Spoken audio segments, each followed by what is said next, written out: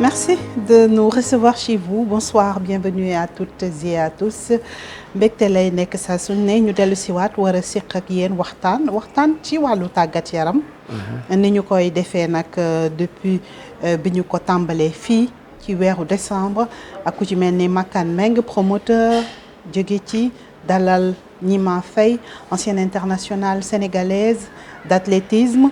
Cette fois-ci ñi ndar kepp benn entretien avec mais spécial. Ce sera une rétrospective de l'année 2024 ndax ñi ngi ci njeexitalu atum 2024 cette fois-ci ñu ànd ci ak ki nga xamante ne saa su ne bu actualité forte amee dañuy dellu si waxtaan ak moom mu leeral andi ay gindi ci ñi nga xamante ne ñoom ñoo ñuy seetaan muy le doyen Abdoulaye Diaw journaliste reporter sportif doyen maa ngi lay nuyu di la dalal di la fay di kontaan ci dajewaat bi parce que dafay wane lu bare. oui.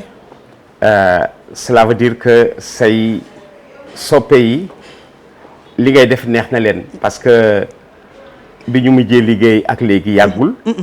bu ñu dellee àndaat ñàkkul gaañ di la waxtaan am na lu nga xam ni war nga gën a approfondir wala war nga ci gën a dellu si. et je suis très content que nga may xalaat ci yooyu instant. parce que waxtaanu sport toujours lu may neex la. C'est toute ma passion. Absolument. Oui. Merci beaucoup doyen. Alors, je rappelle que nous sommes aussi dans ce beau cadre de l'hôtel Colonia.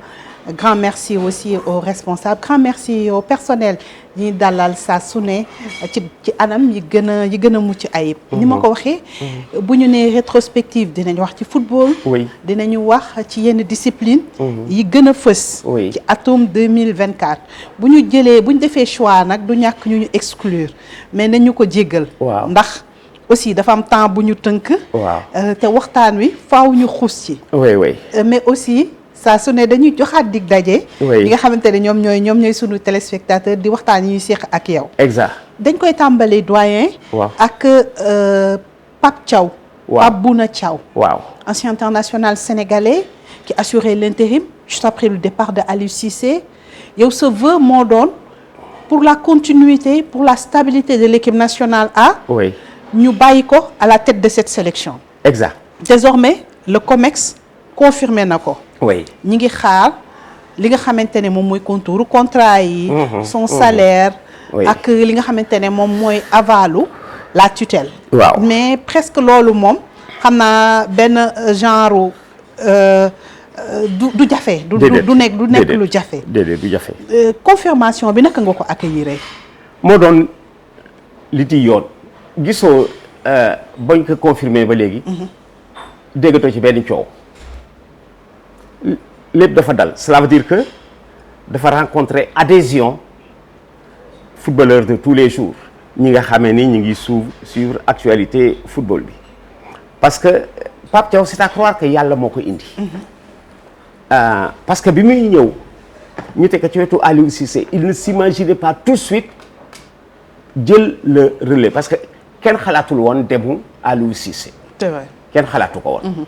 kenn xalaatul woon départu Aliou Cissé moo tax mu bett ñu bare Pape Thiaw ci boppam mi toogoon ci wetam xalaatu ko woon mais booba tam fekk na yàlla dogal nii lay demee mu am en douceur parce que les changements d'entraîneur dafa bari ay risques changement d'entraîneur dafa bari risque y en a que tu perds y en a ñoo xamee ni xëy na doo leen gaaw amaat ni ñu ko yaakaare woon mais le groupe reste stable parce que Pape Thiaw teel na intégré groupe bi si ajoute entre eux deux nit ñi defuñ ci attention mais ça fait 22 ans que Aliou Cissé ak Pape Thiaw ñu ngi ànd ça fait 22 ans comme coéquipier d'abord dafay gën a yombal liggéey bi. en équipe nationale. Comme coéquipier d'abord quand nous allions à la CAN 2002 ils étaient ensemble après c'était la Coupe du Monde après ku nekk jaar sa yoon ba pare nag li tax yàlla indi leen ñoom dañu ñibbisi y en a qui sont restés gisoo Aliou Cissé dafa ñibbisi bi muy ñëw wutul nekk entraîneur national dafa ñibbisi Pape Thiaw dafa ñibbisi ñoom c'est tellement juste que ñoom ñaar ñëpp après ku ci nekk entraîné nga feneen.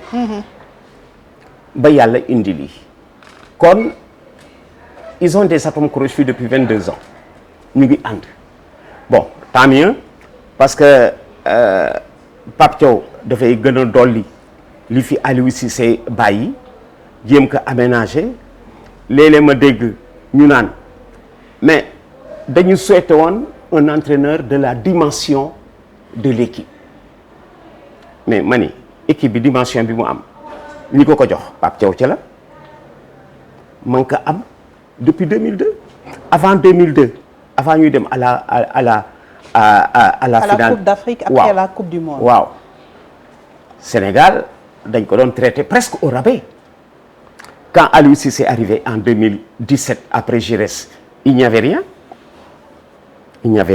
de probant kon Pape Thiaw ak Aliou Cissé ci ñu jox équipe bi dimension la depuis la Coupe du Monde depuis la finale de la Coupe d'Afrique il se retrouve au Sénégal entraîné en club tey jii le résultat il est celui-là. D'accord. Je crois que tout est en place. Tout est en place.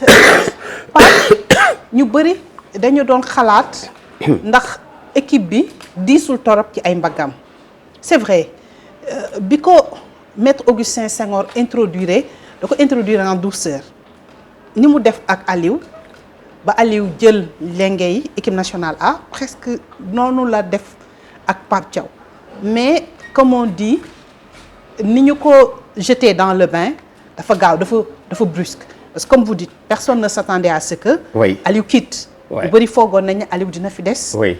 ba 2025 oui. Pape ñëw def 4 matchs avec aussi parcours biñ ci gis comme vous dites en tant qu'attaquant mu imprimer désormais li nga xamante ne moom mooy sa marque mu mel ne désormais am na cette légitimité cette fois-ci li ñu koy assigné comme objectif yow est-ce que ànd nga ci dinañu ñëw léegi ci salaire bi parce que un conseiller de la ministre am na ay kàddu yu mu yëkkati ne mënul am même salaire que Aliou Cissé mais est-ce qu'on peut avoir certaines ambitions et derrière ne pas avoir aussi li nga xamante ne moom mooy financement wu par rapport à ses ambitions c'est-à-dire se donner les moyens de ses ambitions. Exact xam nga Adja li baaxul pour man li baaxul et là dama koy traiter en tant que pratiquant di jël entraîneur fixé ko objectif ni que dama bëgg nga dem finale Coupe d'Afrique dama bëgg nga gagner Coupe d'Afrique dama bëgg nga qualifier Coupe du Monde c'est comme boo dee ubbi buntu boo ko dàqee parce que su atteindre lu objectif mën nga ni objectif yi laa ko assigné woon te atteindre ko y en a qui ont dit ça de Aliou Cissé. D'ailleurs ministre bi bokk na ci lettre am. non xam nga fa Aliou Cissé jógee moo gën a kawe yooyu objectif yi ñu ni atteindre ko te nag day am ay baisse moment de baisse day am ay moment yu nga xamee ni seetal dans le monde ce qui se passe équipe bu mel ne que City gagné-tul depuis 8 matchs. Des difficultés énormes. Voilà gagné-tul depuis 8 matchs est-ce que am na ñuy xalaat ñu changer entraîneur bi Barcelone temps yi ay équipe de série ñoo leen di gagné Bayern na ay équipe de série. même le Real de Madrid. ren sax équipe bu 3e division ko éliminé je crois en coupe day am ci marche équipe machine ci boppam sax soo ko bàyyee muy tàkk léeg-léeg mu nekk au ralenti te kenn du ko ralentir machine ci boppam. alors changement wu entraîneur yi li koy faral di indi mooy loolu fixer ay objectifs lii laa bëgg nga def ko lii laa bëgg nga def ko tu lui mets la pression te équipe bi li tax du 10 xam nga tout à l'heure nee nga est-ce que du 10 ci moom gis nga équipe bi ñu la jox yow mi koy entraîner su fekkee ni maillot bi xale yi di sol nga ko avant ngay ñëw dootul 10 boo solee maillot bi dootul 10 tu as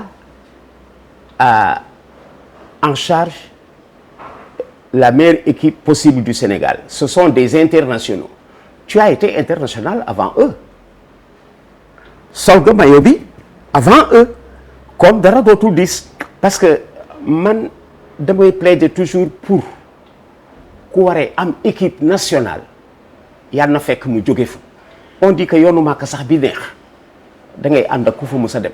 sa yoon bu njëkk.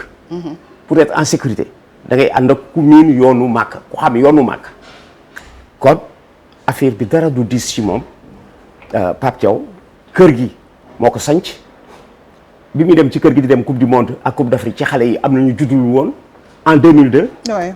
kon moo ko sanc da ngay bëgg niru léegi papa par ses performances devancières mi ngay bëgg niru seen papa parce que dafa leen naan may bi ma koy sol judduwu leen kon kooku papa la déjà am na autorité ci xale yi bu naturel jéemu leen imposer dara rax ci doole ñoom nee nañu c'est quelqu'un de facile à vivre lu tax dafa pratiquer dafa football soo footballee tu deviens très conciliant tu deviens moins critique tu leur proposes des solutions moo tax équipe bi ngay yore soo fa jógee wala nga football discours yi dafay daal di wute léegi nag le traitement salarial waaw xam nga le fait que mu feeñ ni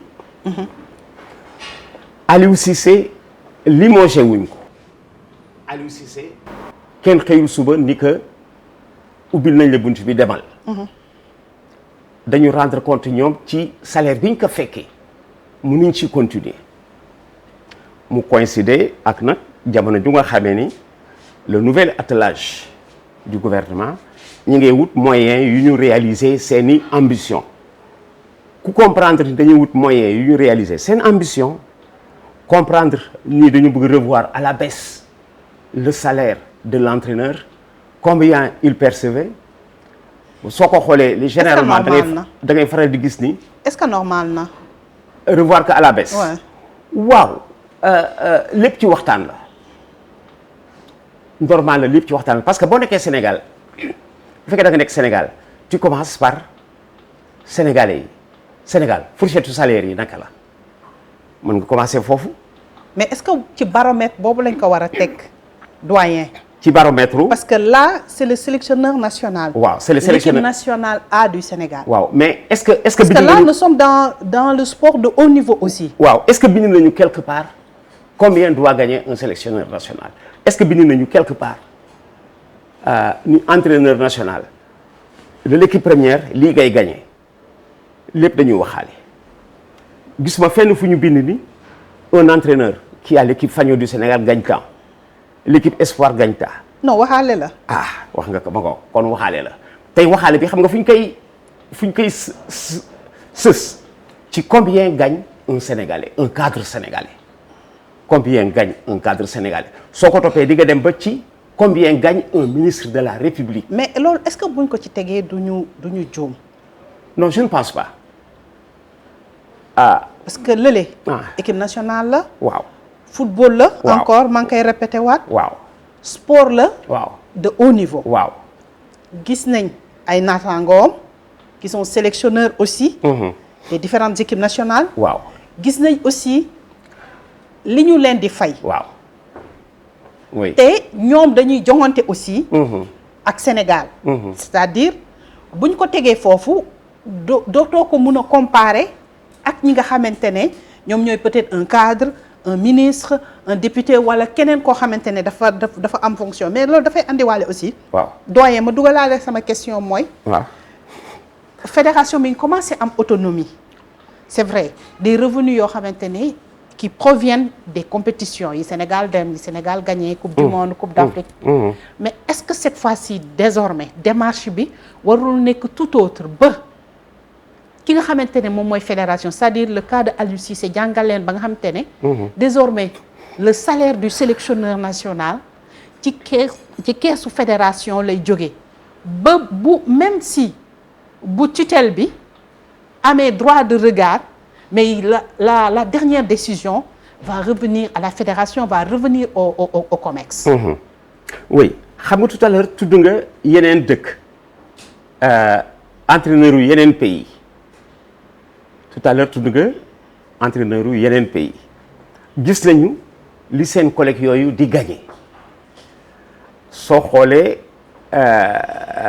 pays yooyu parce que bul comparer sa bopp ak ñi la ëpp doole bul comparer sa bopp ak ñi la ëpp doole ñooñu doole bi ñu la ëpp ba mën fay lii à un journaliste wala à un entraîneur wala à un fonctionnaire ci pays yi Afrique de l'Ouest bi am na foo xam ne boo fa demee un ministre de ce pays gagne mieux qu'un ministre au Sénégal ça peut arriver maa ngi koy dégg ci benn débat yàggul barki démb kuy wax député yu nekk ci beneen pays li ñuy gagné comparé aux députés sénégalais.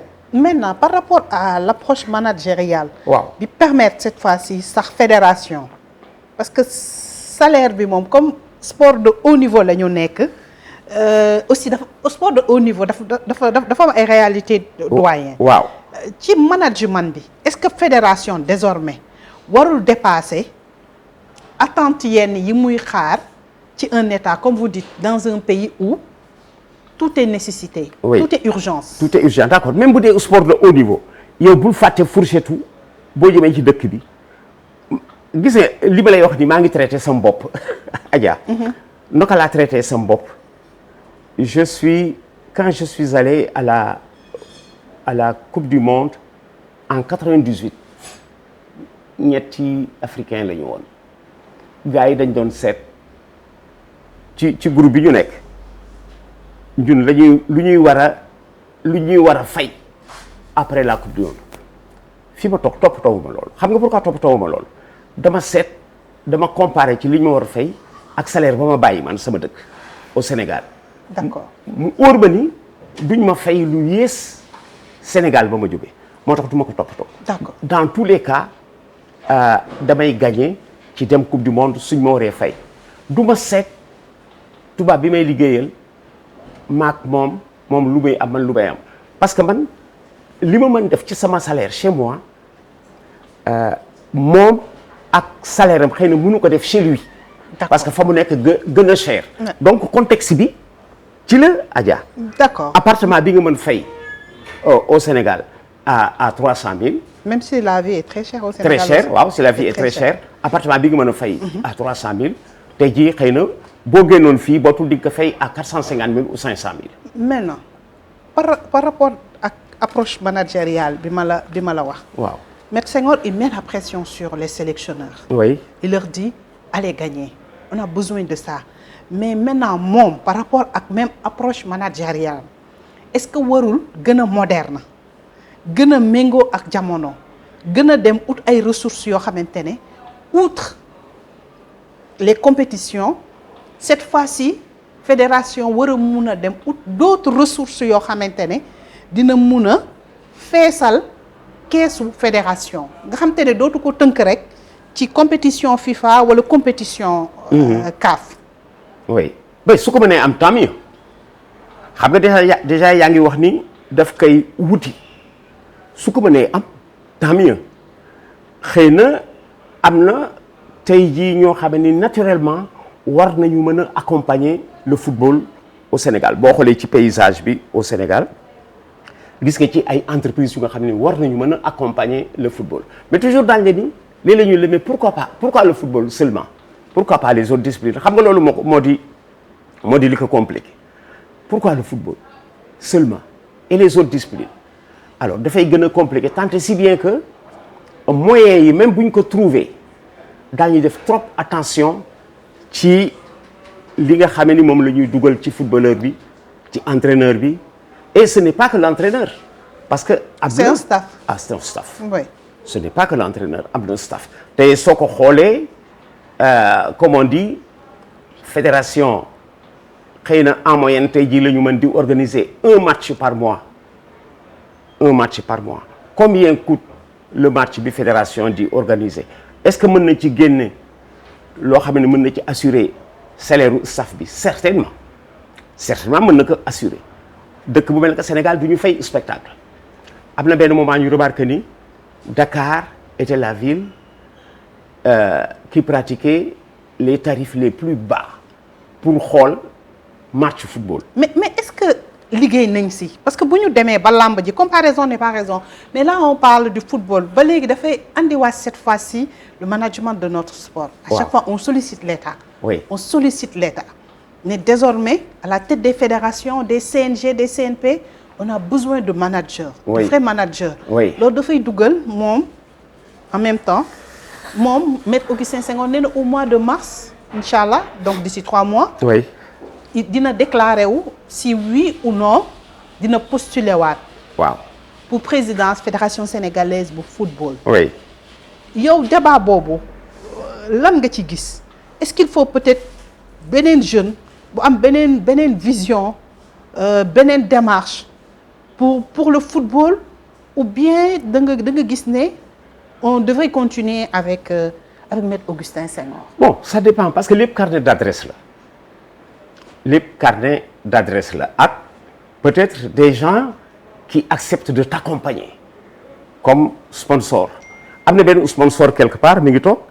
daal di di bon Adja bi tey bu ñu ko dénkoon fédération danaa ko nangu accompagner.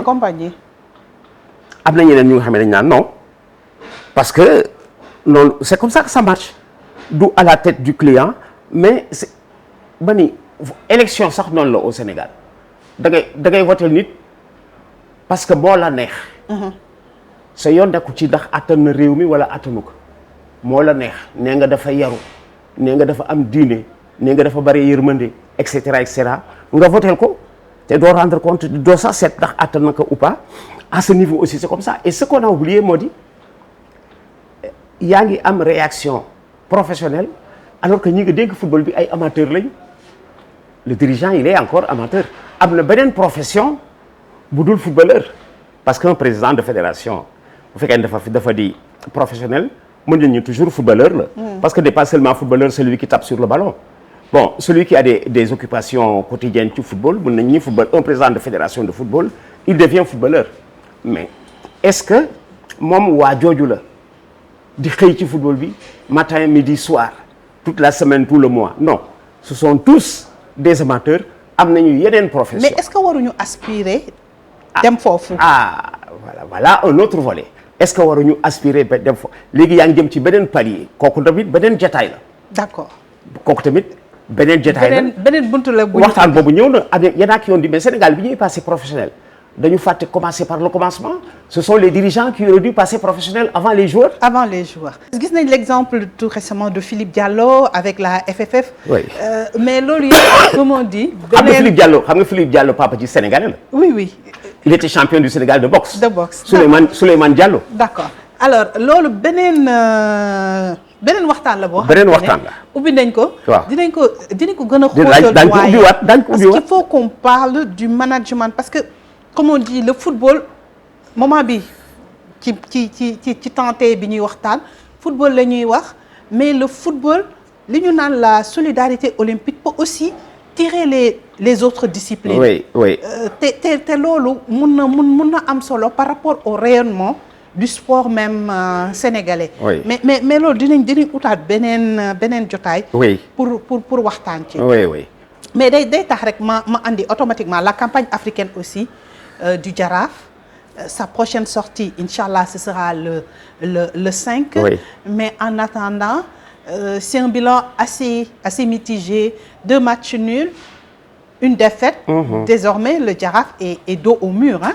dos au mur bon dafa xaw wone un tout petit peu gis nga man ba ñuy dem Botswana maa ngi naan attention fa ñu jëm ASEC bi ñu door 2-0 dafa nul xam je dis ñun Jaraaf ñun fa ñu jëm fallait ASEC bi ñu door nul vierge. waaw 0 partout ASEC bi ñu door 2-0 dafa nul.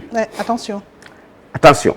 ci qualification Coupe d'Afrique des Nations Botswana bi fekk na Égypte en Égypte ñu def 1-1. te ñooñu defi 1-1 en Égypte am na au moins groupuscule ci équipe bi Jaraaf dajal kon tu fais attention et li taxoon ñu waroon nekk prudent feeñ na c'est vrai que boo xoolee dans le jeu le Jaraaf leur est supérieur.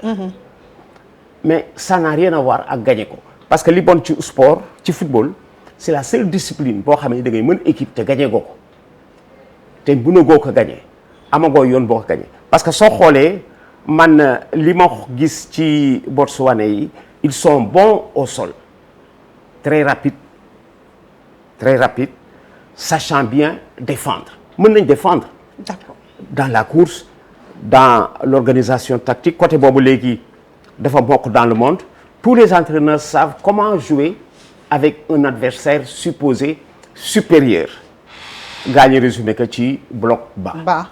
On reste devant notre surface de réparation waa ji moo ñu ëpp doole mais le jeu va se dérouler sur une partie du terrain où on sera plus nombreux.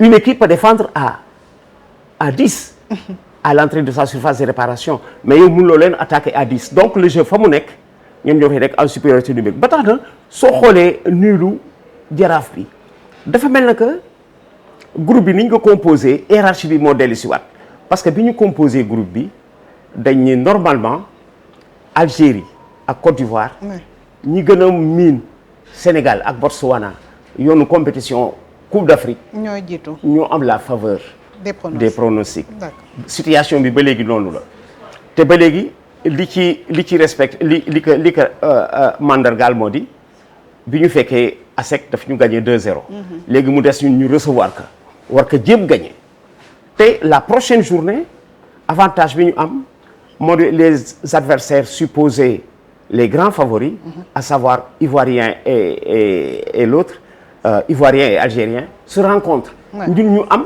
équipe bi nga xamee ni dans la hiérarchie ñoo ko xaw féete tuuti kaw ñoo koy recevoir waaw comme gagné wuñ ko ci dëkkam dañ ko war gagné suñu dëkk ñun comme gagné wuñ ko ci dëkkam ak nag yeneen paramètres man au coup d'envoi bi ma gisee au coup d'envoi joueurs yi taxaw amuñu ombre le soleil était tout haut c'était à 13h heure du Sénégal waaw 13h heure du Sénégal amuñu ombre et il faisait 33 degrés yow pour yow mi fi dëkkul def un long voyage ñëw passer 2 nuits boo dikkee dana feeñ dina am impact waaw dana am impact et plus match bi avancé plus Jaraaf di fay léeg-léeg nga gis ñu fuddu xëccu parce que gagné boobu ñi ngi ko doon wut mooy indi ci biir match bi ñuy am hausse mais après dañuy suruxaat hausse boobu li leen ci doon maintenir bu fekkee dafa sanctionné par un but mais su but bi ñëwul da ngay suruxaat d'accord dans le match. Alors vous avez espoir parce que inchallah le 5 dinañu recevoir Europa suñu fa jógee aussi le 12 dinañu recevoir ASEC. defe naa dañuy fekki Algériens yi. ils sont soog a recevoir ASEC defe naa ASEC la ñuy mu jël je crois que ASEC la ñuy mu jël. En tout cas par rapport au calendrier. Ils reçoivent d'abord Europa. Ils reçoivent aussi ASEC. Après ils terminent avec. man calendrier bi ma amee. man sa calendrier bi ma amee. Ils terminent avec ASEC. Ah voilà man calendrier bi ma amee il termine avec l'ASEC. À Dakar et c'est déjà bon parce que ce jour-là mën na nekk une finale. Une finale pour la deuxième place pour les deux équipes. Voilà. Alors loolu aussi dafay andi rek automatiquement qu'on parle du Ballon d'Or africain mais avant cela. Féliciter un jeune comme Lamine Camara qui est toujours dans la continuité tant yi c'est vrai am na quelques bobos c'est normal sport de haut niveau moo mel noonu du ñàkk ay blessures surtout rythme bu metti bi nga xamante ne ñi ngi koy jouer en club en équipe nationale c'est très très difficile mais dañu gis ne pratiquement ci catégorie boobu jeune joueur africain depuis 3 ans 4 ans Sénégal dafa teg loxo tout le temps ce sont les internationaux sénégalais ñoom ñooy remporter li nga xamante ne moom mooy trophée bi. Ce qui explique peut-être aussi la bonne santé du football sénégalais de la petite catégorie. ak liggéey bu am solo bi nga xamante ne ñu ngi ko siy def. oui te loolu xale yi dañ ci tontu parce que Sénégal léegi dañuy liggéey ci fu ñu négligé woon xam nga Sénégal dañ daan toog quelque part rek di nekk xale bi feeñ léegi dañ koy jël au biberon. Petite catégorie gisoo 2000 bi ñu gagné coupe d'Afrique année bi ñu gagné coupe d'Afrique bi 2022. waaw moi je dis 2022 année bi ñu gagné coupe d'Afrique bi 2022 catégorie yi yëpp a gagné. Quand tu poses la question aux jeunes qu'est-ce qui a changé ñu ne mais léegi dañu am fu ñu defaroo dañu am kër. moo di tubaab jalaw ak gërëm di fa yeewoo di fa ndekkee di fa añee mën nga toog stage bi yëpp doo génn kër gi 1 mois doo génn léegi fii mooy sa kër da ngay fanaanoo ballon loolu mooy fanaanoo ballon kuy fanaanoo ballon bu yeewoo suba dana ko dugal ci camp yi kuy fanaanoo ballon bu yeewoo suba dana dugal ballon bi fi ballon bi war dem alors loolu boo ko amee parce que ñun ñi ñu daan gagné loolu lañ am chaque fois bu ñu voyager dañuy gis fi ñu ñeneen ñi rawee Afrique du Nord dañ koy gis fi ñu ñeneen ñi rawee li ñuy ëppalee mun loo tëb rek dem fa parce que développement bloc la yëpp ay ànd mënuloo développer bi secteur bi ci des du ñëw.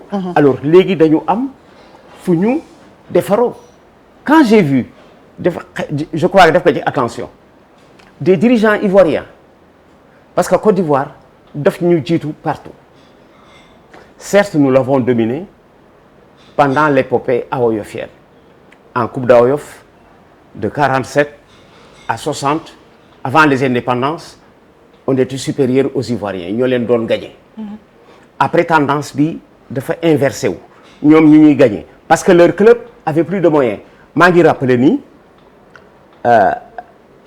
l'ASEC est venu enlever 2 joueurs au Jaraaf yu mu bëgg est-ce que Jaraaf mën na jëli 2 joueurs ASEC les Sénégalais sont professionnels en Afrique du Nord est-ce que des joueurs nord-africains Maroc Algérie Tunisie daañu nekk ci professionnel ci club bu Sénégal yi alors gis nga déjà boobu différence alors quand j'ai vu que Ivoiriens yi dañu ñëw la semaine dernière dama ko romb for ko ci sama revue de presse journaux yi Ivoiriens yi dañu ñëw pour voir au Sénégal comment les académies sont constituées déjà ñu ngi reconnaître ni li Sénégal di def c'est bon c'est probant parce que waa ji bu defee bii résultat bloqué groupé c'est pas hasardeux da ngay dem seeti lan la et je suis content parce que loolu vraiment wane nañu ni ñu toll dañuy seeti qu'est-ce qui fait gagner la petite catégorie au Sénégal te dañ koy def fii parce que ASEC bii ngay gis nii est jumelé au Jaraaf depuis 80 ASEC Jaraaf jumelé cérémonie de jumelage bi je crois pas Fofana moo ko defoon jumelé au Jaraaf et les dirigeants de l'ASEC disent c'est pas compliqué li nekk ci cahier de charge yi ñun moom la ñuy def ils vendent des maillots au début de la saison ils vendent des cartes de membres annuelles parce que carte de membre à l'ASEC c'est pour l'année maillot yi ngay jënd c'est pour l'année fii mën nga jënd benn carte de membre pour 10 ans alors que déwén da nga ko war changer donc vie de club bi ñooñu am ñun moom la ñu amul les textes sont les mêmes ñoom ñu koy appliquer ñun duñ ko appliquer. donc culture bi dañ ko war a changer complètement. oui c'est-à-dire dañu gën a professionnel. ñoom dañu gën a professionnel di consacrer plus de temps au football moom laa wax ni tey jii ñoom daañu am ay dirigeants yu nga xam ne ni dañu nekk des employés du club. di dawal club bi et c'est déjà un début de changement yu lay yóbbu ci résultats yi nga xam ne ni mooy priorité. alors très rapidement balaa ñuy génn ci football bi day tax ma dellu si waat ci ces jeunes qui sont en train comme entre guillemets de prendre le pouvoir c'est normal hein football moo mel noonu et de pousser cette génération là ces cadres peut-être vers la sortie ou bien ci banc bi les Habib les Pape Gueye naka nga gisee cette génération là mais c'est bon il y a Cheikh Tidiane Sabaly le jeune qui a été convoqué il y a Aladji Malick Diouf donc ce sont des jeunes qui sont là et qui ont envie de montrer que rajeunissement bu naturel j'ai vécu ça en étant acteur fa ma soxee ko ci football nekk cadet wala junior ñuy gis équipe faño bi grand yi dañu daan wax maillot bi duñ leen ko jox yéen a koy jël maillot bi duñ leen ko jox yéen a koy jël d'accord douzaine dafa naan maillot bi duma la ko jox yaa koy jël bis boo koy jël cela veut dire et mon entraîneur bis boo koy jël cela veut dire que léegi yaa ngi may gagné dépassé nga ma mais su fekkee ne dama la ko jox ba pare je vaux encore mieux que toi ou plus équipe bi day dégringoler maillot bi ki koy jël moo ma ëpp doole su ma ëppee doole ba jël ko mais équipe bi day gën a afficher santé xale yi ñu ngi ñëw ça arrive en douceur ñoom Pape Matar ñoom Diarra je me rends compte que son père a joué en équipe nationale dama ko fàtte woon Samba Diarra sous Peter il a 20 ans léegi seen doom yi ak yi ñëw donc rajeunissement bi c'est en douceur du looy programmer parce que su fekkee ne yow da nga ko programmer yaa ngi dàq mag ji da nga koy bàyyi mu ñëw naturellement xale yaa ngi ñëw naturellement sous peu gisoo Cheikh maa ngi fàtt gis nga maa ngi commencé fàtte tur yi parce que depuis quelques matchs kenn gisatu ko nekkoon Nottingham Forest temps yi. ah Cheikhou Kouyaté. Cheikhou Kouyaté. oui gisoo léegi soo gisul doo ko laajte. oui. ñu noonu gisoo maa ngi koy fàttali. oui. Cheikhou Kouyaté parce que maa ngi bëgg miin son absence. absolument. boobu rajeunissement la. oui. mais Cheikhou Kouyaté boobu mën nga ko bañ a bàyyi mu dem da nga koy garder quelque part ci staff bi parce que staff bi aussi ca kanam tuuti dana laaj changement parce que c'est bon ci staff bi xale yi di fa am kuñ daan gis en équipe nationale. te presque génération yi tamit du soriantoo torop. voilà fekkante nañ équipe nationale. voilà exactement partagé nañ pas mal de choses. c'est à ce moment qu'il y a complicité. te dinañ mun a waxtaan ak xale yi. exactement exactement parce que Cheikhou Kouyaté. ca kanam tuuti dafay ñëw ci encadrement bi baax na ci ña fa nekk waa 2002 la ñu woon. oui. waa 2002 la ñu woon xale yi gisuñu leen xale yi xamuñu leen en tant que joueur te xale yi c'est bon que nga leen di jox ci staff bi koo xamee ni magal na leen en tant que joueur. gis nañ ko mu jouer séduire na leen. voilà dafay nekk ba tey. et d'ailleurs Habib c'est ce qui l'a poussé à choisir le Sénégal. voilà parce que daf leen gis ñu jouer. voilà il s'est dit il est venu vers Kader Mangane. voilà il lui a dit plutôt. oui je suis prêt. voilà donc dafay nekk lu nga xamee ne yow boo ci dee dem tu sens que tu es dans une famille dooni kii kan la joueur bi ci boppam day am yaak moom complicité mat nga ko grand frère et tout mais respect baa nga fa mais ni muy agir ak yow bokkul ak soo ko indiloon gan alors moom la ñuy wax naan y a certains postes da nga koy bàyyeeg ñi koy yelloo parce que un vieux footballeur bi ñuy wax du 35 ans la am. oui. il devient un jeune encadreur. encadreur oui c'est vrai. vieux footballeur jeune encadreur. ba léegi El Hadj Diouf ba léegi boo ànd ak xale yi day entraîner ak ñoom. Souris l'avait déjà fait avec Bokandé 2002 Souris moo jël Bokandé dugal ko ci. ni comme ñii Bokandé la ñu xam.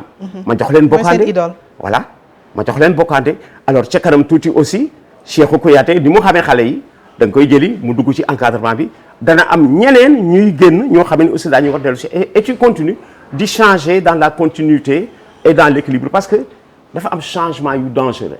Il est plus difficile de trouver un entraîneur pour le cadre qu'un président. Président mën na bañ gis équipe bi mais entraîneur il a le quotidien du club. Voilà. alors day tax rek en quelques secondes doyen parce qu'on a fait presque plus de 30 minutes d'émission. Oui. mais da nga regretter woon le fait que ku ci mel ni Roger Mendy ni nga ko war a exploiter ni nga ko war a utiliser. wax nga dëgg. man ak yow sunu waxtaan bi ñu. wax nga dëgg. day tax ma dugal sama question boobu donc ay les Cheikhou Kouyaté et autres. voilà ces cadres wala ces anciens cadres là. voilà war nañ leen mun a comme par exemple Pape wala keneen. oui di ñuy wax ak ñi nga xamante ne. waaw ñoom ñooy xale yi. échanger ak ñoom seen expérience wax ak ñoom wax leen lan mooy le sens. Voilà. du maillot national. gis nga cadre yooyu Roger Mendy Oumar Gueye Sène Boubacar Sarr Locotte des Thierno Youm. Thierno Youm Souleymane Camara Gaucher da nga leen di fekk seen kër. les Pape Fall il est là. Pape Fall man avant ma lay convoqué dama lay fekk sa kër. waxtaan ak yow. voilà jox la sa cër. jox la sa cër dama lay fekk sa kër. xamal la ni certes footballatoo mais football bi daf la soxla ñun ñoo la soxla dañu bëgg nga ñëw ci cadre bi xale yi di la gis kii mooy Thierno Youm xale yi di la gis kii mooy Roger Mendy le premier Sénégalais à s'aligner en finale de Coupe d'Europe le premier Sénégalais à jouer en Italie kii mooy Oumar Gueye Sène capitaine du PSG en 1985 bi PSG di nekk champion de France tu vois boobu image nga am di ko dégager kii mooy Souleymane Camara Gaucher Souleymane Camara Gaucher c'était le formateur de Bruno Metsu xam nga loolu Adja Bruno Metsu papa mi ngi tudd Jules Metsu la papa mi tudd Bruno d'accord moo jàpp loxo Bruno Metsu ñëw ni Gaucher dénk naa la ko d'accord au Havre Badou Gaye et Eusebio encadré Guy Stéphane benn adjoint de Deschamps. Guy Stéphane ñëw na fi nekk cadre nekk entraîneur national ouais. tey mooy adjoint c'est le premier adjoint de Deschamps. de l'équipe de France, vice-championne du monde après avoir été championne du monde. ana Eusebio ak Badou Gueye ci suñu cadre. gis nga Sénégal ni ñu mën a yàq Boubacar Sarr la kon. gis nga ni ñu mën a yàq Boubacar Sarr la kon. le seul Sénégalais à avoir fait les grands clubs français. Absolument. Paris Saint-Germain et l'autre et Marseille. gisoo Sénégal ni ñu mën a yàq loolu pour man yàq la ñu nekk ci biir groupe bi rek daf koy jox daraja daf koy jox gëdd dafay barkeel parce que réew mooy teral mag teraanga du fa jóg. D'accord. te ñooñu tey jii ñooy mag Roger Mendy. mais loolu ça doit être le travail de quelqu'un comme Mayacine Mar.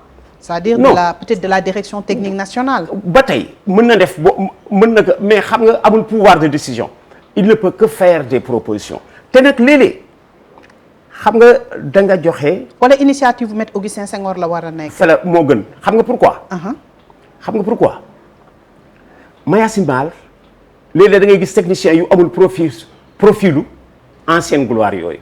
Adja xam nga lu ma lay rappeler. est-ce que xam nga ay stage entraîneur daan na fi am ñu koy nëbb ancien footballeur yi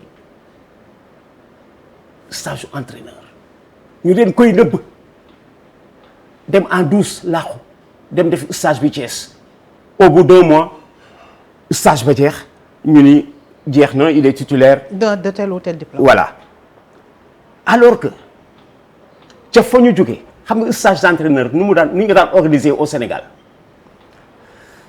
On demande à chaque équipe de première division d'envoyer 2 stagiaires. Chaque équipe de première division. Par exemple, ñu ni Jaraaf première division nga nekk. Thierno Youm ak Cheikh Seck Jaraaf moo leen di désigner comme ancien. ñu dem ci stage entraîneur bi. Ça te permet d'abord de protéger la race et de Cheikh Seck et de Thierno Youm. JA 2 dem c'est Alpha Touré. Et Alioune Ndiaye ci stage ba les anciens Sékou Touré a fait ça en Guinée. Sékou Touré a demandé à une autre génération qui assurait la relève ñooñu anciens yi la ñu demandé ñu jëli leen les Kolev les Djily Mori Diabaté les Edanté les Maxime ñoo indi ñi leen war remplacer su boobaa. day ñëw naturellement. day naturel. d'accord. yow émission bi ngay def tey jii boo indee ku lay remplacer li ngay def du yàqu du réer. au fur et à mesure c'est vrai. du réer alors loolu moo tax Sénégal gâchis bi yàgg na xoolal quand je vois Roger Mendy Oumar Gueye Sène Locotte Souleymane Camara Gauche lu ñuy def seeni naataango ailleurs du ñu jógee ci encadrement bi. non. alors Sénégal gâchis bi c'est que bi ñu commencé di fay entraîneur la yàqu loolu. parce que bu njëkk c'était du bénévolat. tant que bi ngi bénévolat ancien footballeur yi daañu des mais boo demee léegi bay fay bi ñu commencé fay Adja ci nga dégg professeur d'éducation physique ouais. optionnaire. Ouais. nekk entraîneur. waaw professeur d'éducation physique man leen di gis naa ci man benn bu baax de. ou ñaar gis naa ci bu Tafa Gueye baax na Tafa Gueye. basket. benn parce que dafa sol maillot bi jouer championnat Sénégal plus haut niveau nekk international tey bu ñëwee gisuñu sax ni c'est un optionnaire c'est un ancien qui vient entraîner. Alors. ak Lamine Dieng Tafa Gueye ak Lamine Dieng baaxoon na et cetera donc quand Souris est allé chercher Bokandé dugal ko ci groupe bi il n'y avait rien d'officiel Souris moo ni ma. comme ñoom dañu faa bokkande ba indi leen ko. absolument donc lu Maître Augustin Senghor wala xalaat bu fi toogaatee ci lu mu war a liggéey la bu keneen ñëwee aussi chantier la boo xamante ne war nañ ko repenser bu baax day tax rek en quelques secondes. parce que il faut qu'on change de discipline waxaale ci ballon d'or bi. waaw quelqu'un comme professeur Sakho mos nañu toog benn rencontre mu ne c'est ce qui ont titillé le très très haut niveau. comme par exemple quelqu'un comme Aliou Cissé champion d'Afrique ku ci mel ni ay Mohamed Ndao Tyson ku ci mel ni ay El Hadj Amadou Diaba loolu peut-être ministère des sports dafa waroon a def benn cellule boo xamante ne dañuy toog waxtaan boo xamante ne dina mun a profiter parce que dina am ay crème la crème de quand on parle des sportifs sénégalais bu ko defee ñooñu mun nañu dégager yenn idées yoo xam ne ça peut permettre Matar Ba xawoon na ko xalaat tuuti ça peut permettre li nga xamante ni bëgg nañ ko.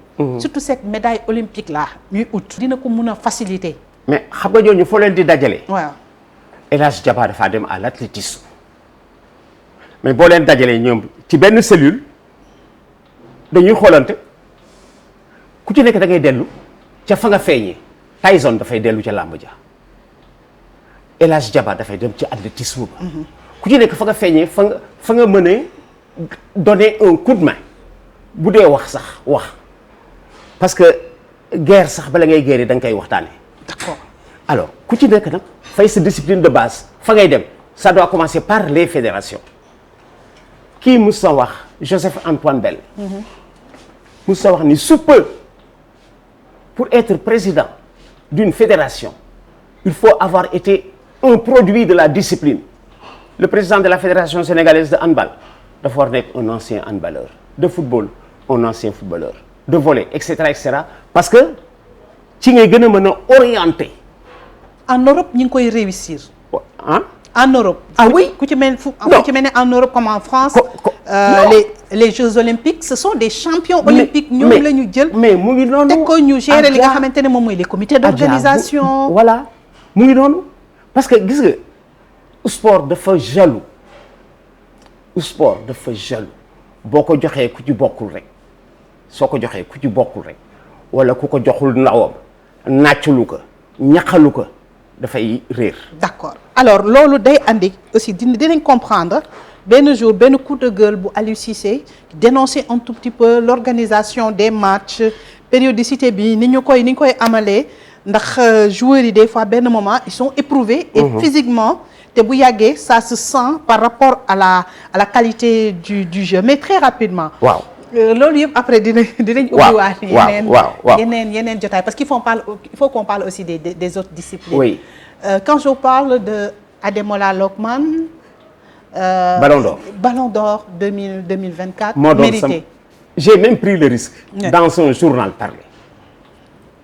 sama rajo. ni moom la avant ñu koy désigner. d'accord pour man bu ñu ko désigner moom la bu ñu ko désigner wul moom la parce que Ballon d'or léeg-léeg gaa ñi juum ci kudul moom parce que vote rek la. et puis ñañ ñooy voté. Ademola oui mais par contre xam nga ban laa d'accord. oui. Ademola d'accord naa mu nekk Ballon d'or. mais le meilleur entraîneur d'accord ma mu nekk Emerse Faé. il a disputé quand même 4 matchs. ndokk yàlla ba nga nekk 4 matchs. parce que gis nga li ko def. Ballon d'or les champions d'Afrique mais non doyul. Adja doyul. pour yow kan moo mérité woon le titre. xoolal dañ koy jeexi mais du moom gisaguñ ko parce que CAN bi muy door il est l'adjoint du titulaire na mu tuddati tubaab ba il est l'adjoint du titulaire léeg-léeg su ma soxlaa tur yi dafay réer. on oublie le nom. waaw soo ko soxlaa alors bi muy door mooy adjoint wu tubaab bi door def quelques matchs ñu càng c'est en pleine Coupe d'Afrique que lañ ko indi. mu def ñaata match ci CAN. mu nekk intérimaire. waaw mu def ñaata match ci CAN. gagné Coupe d'Afrique bi ñu ne ko yaay meilleur. ki ñi yaay meilleur am na ñeneen ñu nga xam ni ñoo ko gën a baax fa ñu jóge. Emerse Faé bi muy ñëw amul passé il prend la Coupe d'Afrique en cours au bout de 4 matchs. à part être ancien international ivoirien. jotewul ak dara nekk entraîneur. avoir été international gaucher mu sama wax ni ma gis nga en France bu ñuy passer diplôme d'entraîneur. su fekkee tu as été ancien international da ngay am bonus yu nombre de points. pour ton vécu. parce que dans l'organisation du football français dañu bëgg les anciens footballeurs. dellu si. et pour ça dañuy am bonus dañ leen di favoriser. mais keneen kan nga xalaatul à part Hermès Faé. ña nga fa. d'accord ña nga fa c'est-à-dire tànn guma ku war nekk meilleur entraîneur. mais kiñ ko jox matagu ko. d'accord. c'est tellement vrai que tey jii bu gagnéwul woon Coupe d'Afrique bi tey bu ko gagnéwul woon. kenn du ko critiquer. c'est vrai. tey bu gagnéwul woon Coupe d'Afrique kenn du ko critiquer loolu moo dérange c'est parce que dafa gagné Coupe d'Afrique que ñu nii mooy meilleur. xam nga seetaan Adja. léegi seetaan sax dafa jafe seetaan xam nga lu tax seetaan jafe. léeg-léeg ci seetaan bi daa gis loo xam ne li nga comprendre du loolu. D'accord.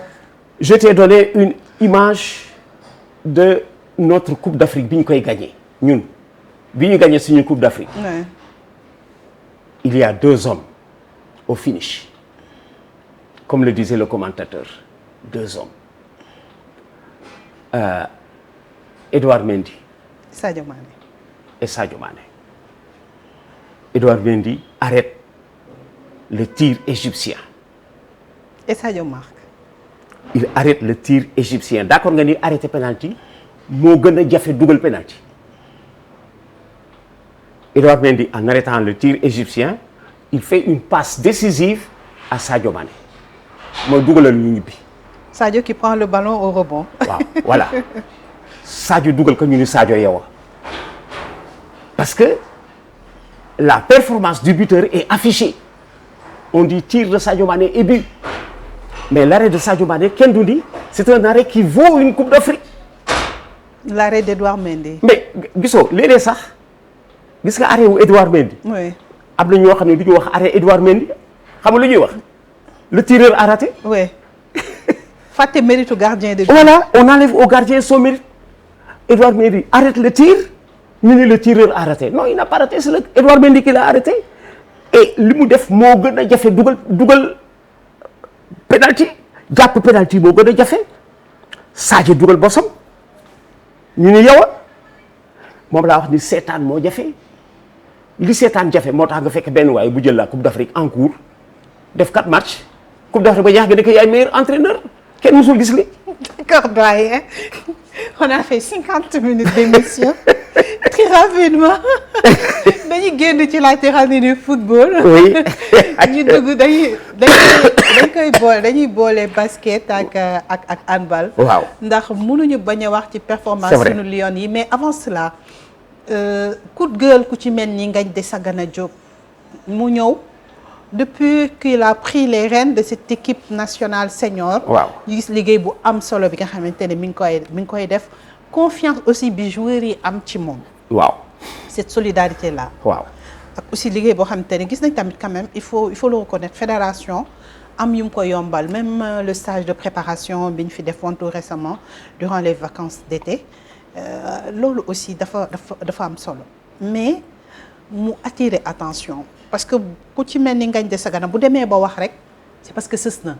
waaw am nañ lu leen metti. waaw mais joueurs yi am nañ lu leen metti. waaw ba tey mais waru ko waxee foofu. foofu du c'est pas la bonne tribune. déedéet D'accord. waru ko waxee foofu. il a raison Ngagne il a raison mais Adja ci suñu culture xam nga ñun dégg-dëgg rek la ñu bëgg. mais da ngay ragal wax ko tu dëgg dañ naan dof la dëgg bi kenn dul wax nañ nekk dof bi ñëw wax ko dëgg bi kenn ñemewul wax nañ nekk dof bi ñëw wax ko parce que nee nañu wax ko tu dëgg dof la. sama papa Serigne Abdou accompagner kàddu boobu ci nii wax lu dëgg tey takk mbokk dagan na tey defar diggante fen wu jubale dagan na wax joo xamee ni du dëgg mais dafay jubale dafay defar dagan na moo gën dëgg buy tas dëkk bi. mais loolu est-ce que tas na dëkk bi aussi. ah non ce que j'appelle tas dëkk bi. pour ngeen ñëw waaw ce que j'appelle parce que léegi déjà xam nga mi ngi menacé démissionner xam nga dafa menacé démissionner. parce que aussi mënuñu ko laaj ay résultats. waaw ba d'accord naa ak yow en fait y a un minimum. waaw léegi dafa am fu ñu koy waxee dafa am fu ñu koy waxee. fan la ko mën a waxee pour yow. ci cercle restreint bu fédération. il est avec la fédération bu fekkee ne am nañu comité exécutif tant mieux mu ànd ak le capitaine de l'équipe parce que il y a eu des cas précédents il y a eu entraîneur boo fa nekkoon te jóge fa. Abdourahmane Ndiaye Adidas. non. même avant loolu. trompé wu ma ci Adidas. Boniface avant Boniface. turu Boniface laa doon wut Adidas mënu ma ci juum Adidas moom dañ ko tooñ Adidas dañ ko tooñ boo war ko baalu àq. parce que lu mel ni la doon xaw a signalé. dañ ko dégg nga man la Adidas dañ ko tooñ ba. les joueurs t'appellent te mettent la pression. Adidas xamoo kañ ngay ñëw. waaw xamoo fan ngay dem. Adidas dañ ko tooñ ba amel ko àq. mais bu ñu dellu si waatee ci Ngagne Desagana. waaw Ngagne Desagana nga ne fan la ko waroon waxee. à la fédération toog ak président fédération ànd ak capitaine am bu yeboo ñu dem en comité exécutif mun leen lii ak lii ñoomi neen. mais fédération bi xam na ko des joueurs qui viennent le matin. waaw mais daf ko ba ngoon ñuy traîner ci un hôtel. xam nga soo ko gisee ci voie de presse. xam nga soo ko gisee ci voie de presse rek dafay daal di doy waar. yaa ngi rappelé benn petite altercation bu amoon ci diggante Sadio Mané ak Aliou Cissé. oui. te Augustin Senghor ni Sadio dafa ko wax fu mu ko warul wax. oui. Augustin avait raison Sadio c'est un vice-capitaine bu amee lu ko naqadi dañoo tëju ci bureau Augustin ak Aliou Cissé bu ñuy xeex ñu xeex ci biir mais doo ko wax sur la place publique parce que après dafay jafe defaraat même boo amee dëgg nit dana am dëgg Adja ni mu ko waxee tax mu tooñ. mais est-ce que li mu wax warul andi effet contraire bi doyen c'est-à-dire cette fois-ci que ce soit le ministère wala la fédération ku ci nekk par rapport parce que moom dédouané na fédération. donc c'est du ressort de la tutelle du ministère. ba léegi ñu war a jël en charge. foofu la gën a diis. et le transport. foofu la et l'hébergement des gis nga foofu la gën a diis encore parce que kilifa kenn du ko tiñjal gisoo ñun la kilifa même quand il a tort day foncé parce que bu delloo gannaaw rek dafay jóge ñàkk doole na sax même quand il a tort dafa war foncé même quand il a tort xëy na bu foncé sax ñu ni kii dof la daw moo gën ñu néewal ko doole parce que buñ ko nasaxalee rek kër gi yëpp na sax. moo tax ma ni ci côté ci côté boobu bu fekkee ni léegi dañu jubal directement au ministère bu fekkee dafa jubal directement au ministère xam nga j'ai tellement bien aimé que le ministère ait dit des sports Khady Diène Gaye lii ak lii moo tax duñu reconduire le salaire de Aliou Cissé parce que attanuñ ko mais dëgg bu mel noonu mënuma la fay kenn du ci négocier atunuma ka bi salaire. mais ci le cas du basketball. waaw gis nga le basket lii tey de Sagana daf ko wax ca kaw maa ngi fàttaliku benn. mais est-ce que normal na parce que février. mais di des ci deuxième fenêtre bi. xam nga bëriwutul. xam nga discipline yi xam nga ñun dañu toll fu nga xamee ni discipline yi waroon nañu jël seen bopp en charge bu yàgg a yàgg. ba léegi dañu dépendre ci état moo tax gisoo li tax compétition yi jafe en Afrique les états sont les banques des disciplines état Sénégal bu yënguwul jël ay sportifs am pour ñu dem du ñu dem. alors loolu day tax ma dugalaat sama beneen question. waaw qu'est-ce que désormais la fédération moom aussi. parce que même s'il dédouane la fédération. waaw fédération war na mën a anticiper. comme léegi désormais ni ko football des fois di defee anticiper su paree après peut-être état fédération buy fay li football mën basket mënu ko Adja. oui mais désormais loolu dafay andiwaat ba léegi sunu management waaw sunu entité yi sunu organisation yi. ma dellu si ci leneen Ablaye Seye Moro a été président de la fédération de basket 19 ans. oui. xam nga lu ko fa bàyyi li mu mën def ci basket bi en tant que directeur de banque di jël xaalis lebal leen. démarrer la saison. oui. bu saison bi jeexee bu ñu leen deselee tuuti xaalis wut sponsor complété gab bi doorati la fédération avait comme président de fédération un directeur de banque qui prêtait l'argent ma gis équipe nationale basket war dem stage samedi ñu fomm ko ba lundi parce qu'il n'y a pas d'argent lundi xam nga fu ñu jëlee xaalis. samedi la ñu waroon dem. ñu fomm départ bi samedi dem lundi xam nga fu ñu jëlee xaalis pour ñu dem lundi. dañu football ñu jël xaalis football jox ko basket bi. du yaa ngi doon dégg fonds d'aide au sport et à la culture dañu football ñu jël xaalis football jeune ni leen lii moo tax ñun du ñu gaaw gagner coupe d'Afrique ngeen di ñu critiquer si vous nous laissez notre argent ñu gagner coupe d'Afrique. Landing Sané qui dit je ne suis pas ministre du football ou du basket je suis ministre des sports. te des fois il faut nga def et cet argent-là waaw et cet argent-là c'est l'argent du sport. du sport absolument kon mën naa jël le produit du football jox ko basket bi ñu dem préparer wu. def sa arbitrage parce que moment boobu moom mooy urgence bi. ah oui et c'est comme ça que fonctionne l'État. exactement. doyen très rapidement day andi yaa ngi koy wax Khady Diène Gaye gisuñu ko ci fenêtre boobu gisuñu ko ci Coupe d'Afrique des clubs. bi ñu génn avec cette 4e place de l'AS Ville de Dakar politique nga ci politique dugg ci ban gis-gis nga ci am. am na échappatoire dafa nekk ministre des sports de la jeunesse et de la culture.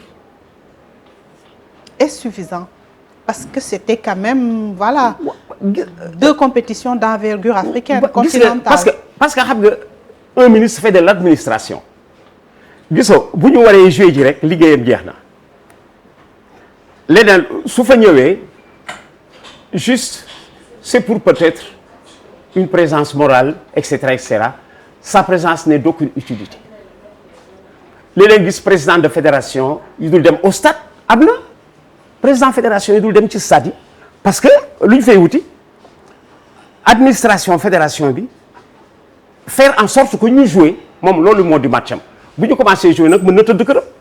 d'accord waaw mën na tëdd këram. comme la présence du ministre.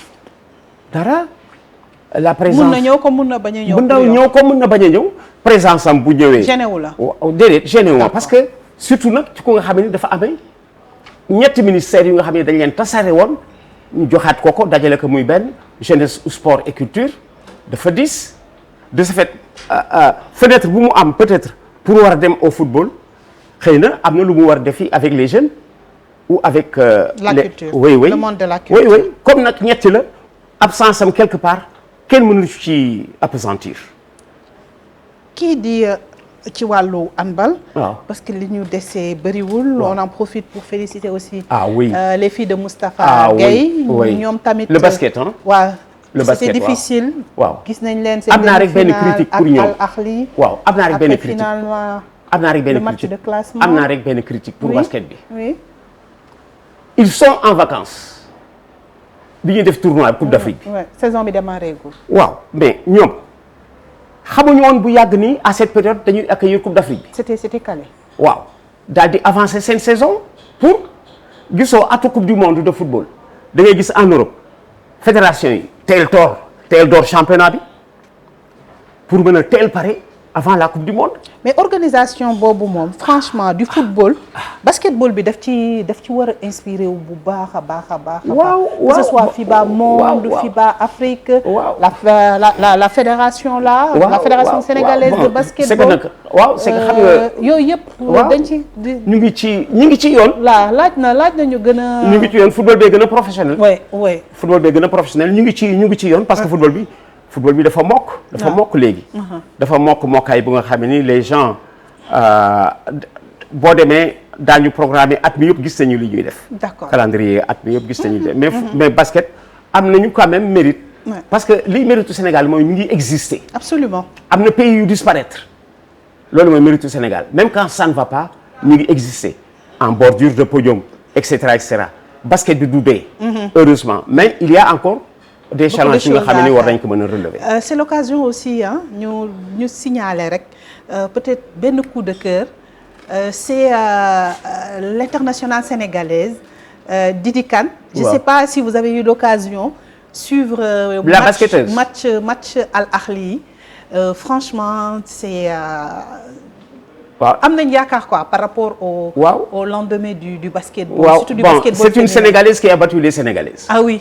C'est une vraie lionne. C'est une Sénégalaise sous un maillot adverse. Oui. Qui revient battre les Sénégalaises. loolu d'ailleurs dafa atténuer suñu métit. waaw dafa mel ne que da ngay aigre-doux. j'appelle aigre-doux am lu la naqadi ba pare mu neex la. Ismaël Lo woy na lu mel noonu. li ma naqadi neex na ma. en tout cas waaw li ma naqadi neex na ma. Joma Kane am nañ si moom yaakaar que ce soit elle ma jigéen. il y a d'autres qui sont au Rwanda. et c'est peut-être un début. boo xamee ni sous peu les Sénégalaises qui viendront en équipe nationale ce sont les Sénégalaises de l'extérieur. c'est le cas du hand. équipe bu hand Sénégal bii teg lay ñaari Coupe d'Afrique di ko finale. fu mu jóge ñaata sénégalaises vivant au Sénégal ñoo ci nekk xamoon naa ci benn gardienne. la doublure de la titulaire. La doublure de la titulaire qui vivait au Sénégal xamoon naa ko ci sinon tout le reste venait des championnats européens bon si ça doit tendre vers le meilleur Sénégal possible c'est tant mieux. Basket bi ça commence Aya Traoré par exemple et tant d'autres am na keneen am na ñoo xam ne sax dañu yéex ba ñu am na ku jël nationalité Espagne. ki sant ki Ndour. te doon joué Jaraaf am na. waaw le hand mérite des éloges. Absolument. Avec l'entraîneur. Ce que je regrette, c'est que l'entraîneur ne soit pas sénégalais. Yacine Messaoudi. Ça, je le regrette. Bon, il a du mérite. Mais bu doon entraîneur sénégalais moo ma gënal. Mais le plus méritant, c'est encore Seydou Diouf, le président de la fédération. Absolument. waaw qui se bat comme un homme du terrain. Seydou Diouf. léegi ci fédération yi daa ci gis président fédération bu ma nekk ministre des sports. Seydou Diouf ci président fédération yi ma nekk ministre des sports. ci la bokk ci la bokk. Bon. Ils ont vraiment nos encouragements. C'est tellement vrai que seen défaite bi. méttiwul kenn parce que xamoon nañ ni Angola dafa bari trop doole par rapport aux autres africains. Angola pays pétrolier la. pays pétrolier la. Adja xam nga nu ñu doon def pour mën basket. il y a 30 ou 40 ans. pays pétrolier la ñu am ay compagnie nationale dañ daan jóge Angola Luanda avion vide ñëw jël si ay équipe bu basket au Sénégal. Ils se sont inspirés du basketball sénégalais avec des avions qui partent de là-bas vides. Encore félicitations aux Lions. Oui. Et on sait qu'elles vont représenter dignement le Sénégal ci li nga xamante ne moom mooy cette coupe du monde bi ñu qualifié wu. Oui. En tout cas félicitations oui. encore parce que dañuy wax sax des Sénégalaises qui vivent en France mais des fois man j'aime pas trop ce terme-là de binational parce que am na ci ñoo xamante ni ñuy vibrer pour le maillot national ki fi juddoo fii Sénégal màggee fi yaroo fi. du vibrer noonu. gëmul noonu. le drapeau national. Oui. Donc ay sénégalaises rek. ay sénégalaises rek waaw. sénégalaises rek ou pas du tout sénégalaises. D'accord bu nekkee sénégalaises rek mën na jouer dans le meilleur Sénégal possible. Alors on termine avec la lutte. waaw. Le 1er janvier ñu ngi doon xaar benn cadeau de nouvel an. waaw bu jógee ci la structure Gaston Production. ñu doon wax combat jànq entre le champion du monde en MMA ak Boy Niang doomu Dégol gi malheureusement mu déposer un certificat médical mu nekk sempiternel problème. Oui. De la lutte. Oui. C'est vrai ce sont des sportifs ce sont des athlètes plus ngay approché ci compétition bi selon les spécialistes plus il y a des chances que nga am ay blessures nga am ay bobo. Mais bu ñu xamee contexte bi investissement yi ci am et tout attente bi ñuy xaar nga war a peut-être recommencer waat encore à zéro day interpeller waat par rapport à la préparation de nos athlètes. Oui lamb ji dafa amul hiérarchie lamb ji. xam nga hiérarchie boobu mu amul moo indi woon Tyson mus ni yéen mbër yu ndaw yi la moytu leen ma yaa ngi rappelé kàddu Tyson boobu. mbër yu ndaw yi la moytu leen ma. c'est-à-dire da ngay jékki-jékki rek benn illustre inconnu jóge ca làng ga ñëw défier ki ñu naan mooy roi dafa amul hiérarchie ci yeneen sport collectif yi mënuloo nekk champion du Sénégal mën nga gagner coupe du Sénégal bi. Oui. mais mënuloo nekk champion du Sénégal. tant que ñëwuloo dans le championnat d'élite du Sénégal. mënuloo nekk champion du Sénégal. boo ñëwul ci championnat première division parce que hiérarchie bango. Tu veux être champion du Sénégal demal d'abord première division parce que première division c'est la crème ku fa génn rek ba nekk champion du Sénégal tu es le champion de l'ensemble du pays. lamb ji dafa amul hiérarchie Modou Lo la ñu wax ni mooy roi. Oui. mais da ngay jékki-jékki ku nekkul ci bordure jóge fële ñu organiser nga combat ak Modou Lo te kat bu ko daanee ñu ni mooy roi. bu ko daanee ñu ni mooy roi benn waay mooy jógee fële Siteu combat ak Modou Lo li mu ko yokkal en popularité Siteu amu ko feneen y en a qui ne connaissaient pas Siteu avant mu war dajeek Modou Lo ci la Siteu feeñ d'ailleurs léeg-léeg ngi sa mbër bu ni yow pour dimbale la dama nangu bëreek yow pour dimbale la pour may la visibilité dama nangu bëreek yow wala pour may la xaalis dama nangu bëreek yow hiérarchie moo amul te tant que amul désordre boobu dafay des mu war am mbër bi dafa am fu muy jaar da ngay jékki-jékki bon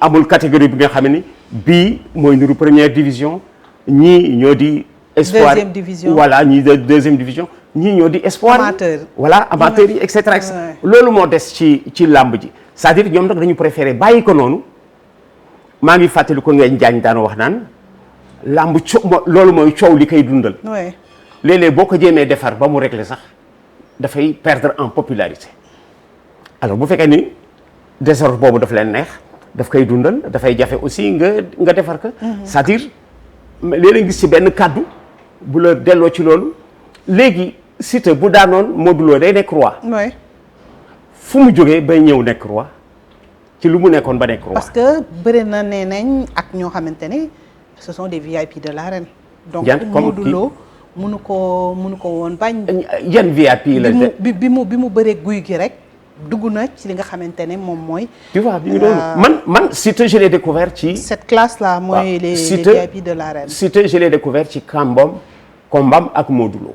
Siteu moom laa wax ni combat bi daf ko may visibilité d'accord daf ko may daraja daf ko ràccal géew léegi Siteu ci combat boobu mooy li Tyson doon bañ naan moytu leen ma yéen mbër yu ndaw yi da ngeen di wut tur moytu leen ma d'accord léegi doyen très rapidement waaw def nañu 1h05 bëggoon nañu waxtaanee yeneen discipline yeneen faits marquants de l'année 2024 tout à l'heure dinañ ñëw ci peut-être bu fekkee ne am na ci benn boo xamante ne franchement marqué na la par rapport à l'actualité sportive mais duñu terminer te duñu wax aussi des êtres chers qui nous ont quittés dem bàyyi ñu fi. waaw y a des joueurs des internationaux sénégalais qui ont perdu leur papa. Oui. Cheikhou Kouyaté, c'était Oui, au mois c'est de ça. janvier. Il y a Idrissa Gana Gueye, il y a l'ancien aussi Habib Beye devenu démb consultant. démb ci ngoon Tidiane Diémé.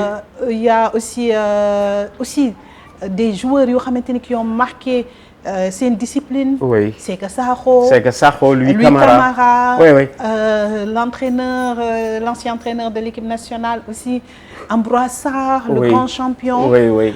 ñoom ñëpp boo ñu ci doon wax rek balaa ñuy proposer balaa ñuy jeexal aussi. Waaw. Avec la complicité de Ibou. Waaw. ñu rappelé wu ñi nga xamante ne ñoom. waaw ñun ñëpp dañuy dellu si. di seetali njaal. Oui. auprès des familles. parce que xam nga dafa am niveau boo xamee ni booy ciy def sport. yaa ngi ci vitrine pays. loolu bu la dabee am nañu lu musul gis di ko méttitlu parce que daan nga leen bégal ñu lay xool à la télévision di ci bég di la dégg di ci bég maanaam da ngay nekk ci sa vitrine société. Ouais. ba tax na ñun ñëpp en son temps jooy nañ leen jooy bi ci war. Parce que séparation définitive dafa metti wante ñi ngi dund encore ci xol yi ndax li ñu fi bàyyi.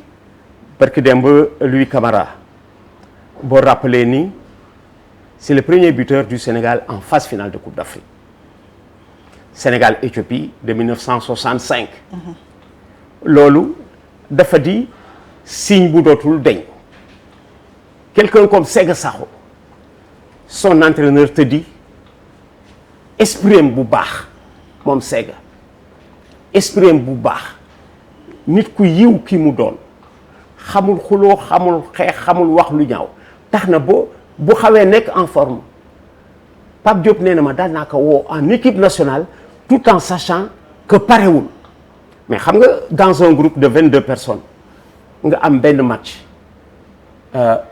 ñaata war dugg peut-être 13 ou 14. maximum. waaw nga am une moitié boo xamee ni doo leen soxla ci moitié boobu mën nga ci dugal ki ngay soxla pour l'équilibre du groupe c'est que Sakho il est arrivé que mu ñëw équipe nationale te du war a sax jouer ndax parewul.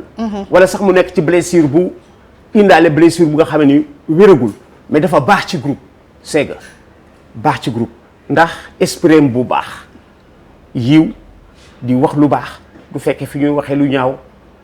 di defaraat ay diggante alors waxtaan woowu amul njëg. Absolument. waaw te am na ci ñeneen. excès Adi Diouf le papa de. waaw Amara. que j'ai eu au téléphone 2 mois avant sa mort. ndeysaan. 2 mois parce que benn kuy encadré ku ñuy wax Khadisatou Nene lii moo toog ak papaam passe ma ko Adi papa yi Amara passe ma ko. ñu waxtaan ndekete booba temps ñi ngi tàggoo mais comme on dit defar na gannaawam. parce que bi muy dem c'est le premier formateur de son fils. tey jii bi muy dem bàyyee nañu ak doom ji Amara.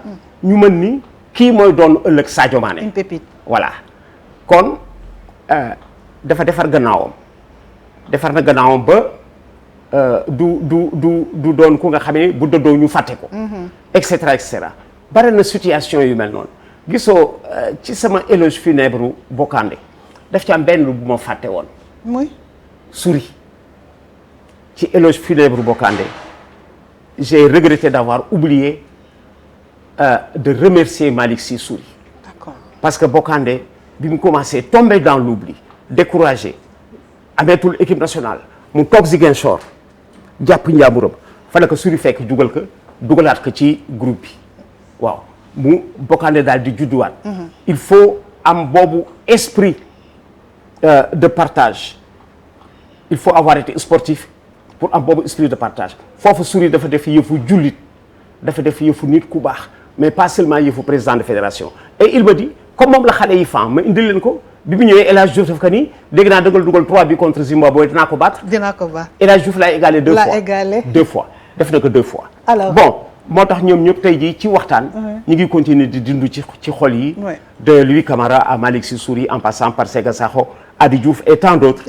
nos prières les accompagnent. qui nous ont quittés tout à l'heure inchallah dinañ leen ko proposer ni ma leen ko waxee woon avec la complicité de Ibou Gaston ñoom ñëpp qui nous ont quittés. ñu ngi leen di ñaanal. yal na suuf oyof seen kaw. amiin yal na sunu borom xare leen àjjana. amiin bi tey. doyen. waaw. kaddu gu mujj gi lan lay nekk et peut-être le fait qui vous a marqué en 2024. bon 2024 bi li fi am c'était la CAN gagnée par la Côte d'Ivoire c'est bien ça. waaw moo di événement bi gën a mag ci 2024 bi le handball qui est revenu en finale de Coupe d'Afrique. Les clubs sénégalais qui cherchent yoonu notoriété de club. waaw Teungueth Jaraaf c'était pas mauvais. ci le Jaraaf qui revient 3 ans après nañu continuer ci boobu dynamique. absolument waaw nañu continuer le travail. waaw essayer de bien grandir professionnalisme organisation bi. voilà waaw parce que vraiment liggéey la bu dul jeex liggéeyu club. tey jii Jaraaf ak Teungueth bu ñu gagné woon Coupe d'Afrique ci la liggéey bi di gën bare. absolument. waaw plus ngay avancer plus ngay gis espace boo xam ni bëgg nga ci continuer di liggéey ils ont notre soutien di féliciter nag Cheikh Seck l'actuel jeune président du Jaraaf. d'accord. xam nga fa ma jógee ak moom dafa sori je l'ai vu junior jouer Cheikh Seck. ba léegi le président de club. voilà je l'ai vu junior. aujourd'hui c'est dommage qu'il refuse de parler. à chaque fois waaw c'est l'occasion aussi ma lancé waat ko président. da nga nekk source d'inspiration. oui beaucoup de jeunes moomatul boppam. moomatoo sa bopp. oui Sénégal moo la moom du Sénégal sax mais Afrique moo ko moom. parce que parcours am. dimension nit ki moo toll foofu. donc dafay baax mu toog. dellu siwaat ci jaar-jaaram jafe-jafe yi nga xamante ne jànkoolteel na ko yëpp. naka la def ba nekk Cheikh Seck. ñu tudd ba léegi. ba mu am cette fois-ci cette légitimité. ñu mun ko jox un club. le club le plus titré au Sénégal. muy le Jaraaf de Dakar mu am légitimité sax war a mun a nekk le patron du football sénégalais. loolu ni ngi ci place ay baayam. absolument et il a cette légitimité là waxuñu ko pour lui jeter des fleurs. mais dimension am. c'est vrai tollu na foofu. même si gis nañ ko mi ngi ci COMEX bi mi ngi ci fédération bi. mi ngi jàpp bu baax ci li nga xamante ne moom mooy le rayonnement du football sénégalais. doyen sa kàddu gu mujj lan lay nekk ak sa vœu. pour l'année 2025. bon ci année 2025 bi di souhaiter ñëpp. santé d'abord parce que xam nga boo ko amee rek ñàkkatoo dara santé moom wér. jóg waxtu woo ko soxlaa nga nekk en famille njaboot gi entouré de ta famille de tes amis. parce que tes amis font partie de ta famille parce que léeg-léeg say xarit daañu ànd ak yow fodul ànd ak sa doom. wala fodul ànd ak sa soxna wala sa borom kër moo tax xarit c'est très très important. alors ñëpp santé diggante bi gën a dëgër muñalante parce que benn chaise ni mu tuutee mais ñaar ñu juboo xaj nañ ci. benn chaise ñaar ñu juboo xaj nañ ci moo tax di ànd di juboo Sénégal dafa tuuti pour dajale ñëpp juboo yomb na noonu la yàq bi di gën a gaaw ndax dafa tuuti kon di muñalante rek. waaw di muñalante di sàkku ñaan ci mag ñi ba pare nag di leen jox seeni cër. parce que réew muñ dul jox mag cër yërmande dafay tumuranke waaw ak mag ñi ci la yërmande di dëkk di sax dara du réer dara du yàqu parce que ñu ngi ànd ak ñaanu mag ñi ak nag surtout wér-gu-yaram. waa ji wax nag le poète wax nag la santé avant tout. Avant tout. Voilà. Merci beaucoup doyen. jërëjëf bi tey ñu ngi la koy ñaanal. jërëjëf bi tey bi nga soufflé sa 80e bougie. jërëjëf yàggul oui ñu ngi lay ñaanal nga soufflé waat yeneen ak yeneen. amiin amiin amiin. yàlla kattanal la dooleel la. jërëjëfati bi tey. ñun aussi ñu gën a profité ci li nga xamante ne moom mooy xam-xam bi. jërëjëf. jërëjëf c'est avec plaisir. c'est avec plaisir parce que xam nga man li tax may sawar di ànd ak yéen. léeg-léeg ma gis ku ma ni tonton yow yaa tax ma bëgg profession bi. bëri na tey journaliste laa yow yaa tax ma bëgg liggéey bi. parce que li ma nekkee xaleel dama la daan dégg di kontaan ba bëgg mel ni yow. absolument ñooñu dañu mel naka ci man doom. merci moo tax may sawar ci di ànd ak samay moroomu doom. merci beaucoup merci jërëjëf Adja. merci beaucoup di la souhaiter une bonne et heureuse année 2025. Merci bien.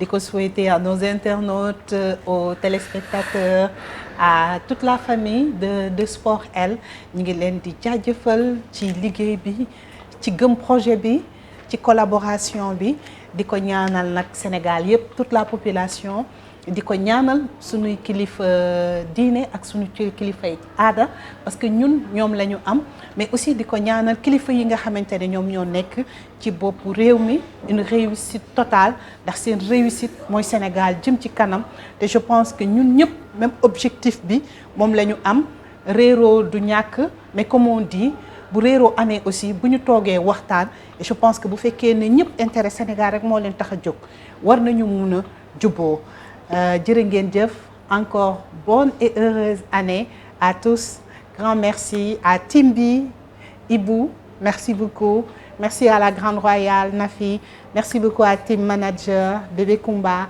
merci à Fatima merci beaucoup à Adja Bondaw merci aussi à ki nga xamante ne moom mooy Invisible on vous aime très fort jërë ngeen jëf merci aussi au personnel de l'hôtel Colonia ndax ñoom ñoo ñu dalal ci ce dernier numéro de l'année 2024 merci aussi aux responsables de la structure on vous donne rendez-vous inchallah l'année prochaine c'est-à-dire semaine prochaine toujours avec le même plaisir jërë ngeen jëf